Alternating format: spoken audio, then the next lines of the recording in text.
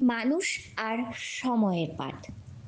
বই শেখায় অক্ষরের ভাষা, কিন্তু জীবনের মানে শেখায় মানুষ আর সময়। কারণ কিছু মানুষ আসে ভালোবাসা হয়ে, আবার কিছু মানুষ আসে শিক্ষা হয়ে। কেউ হাত ধরে স্বপ্ন দেখায়, কেউ বা মাঝপথে ছেড়ে গিয়ে বাস্তবতা শেখায়। কেউ আপন হয়ে বিশ্বাস করে, কেউ বা পর হয়ে বিশ্বাস ভাঙার শব্দ শোনায়। সময় শেখায় সব অপেক্ষার শেষে প্রাপ্তি থাকে না, আবার সব আপন মানুষ চিরকাল আপনও থাকে না।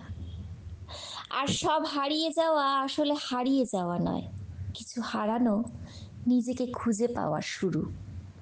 জীবনের সবচেয়ে কঠিন পাঠগুলো কখনো বইয়ের পাতায় লেখা থাকে না, সেগুলো লেখা থাকে ভাঙা বিশ্বাসে, অসমাপ্ত গল্পে, নিঃশব্দ কান্নায় আর রাতভর জেগে থাকা দীর্ঘ নিঃশ্বাসে।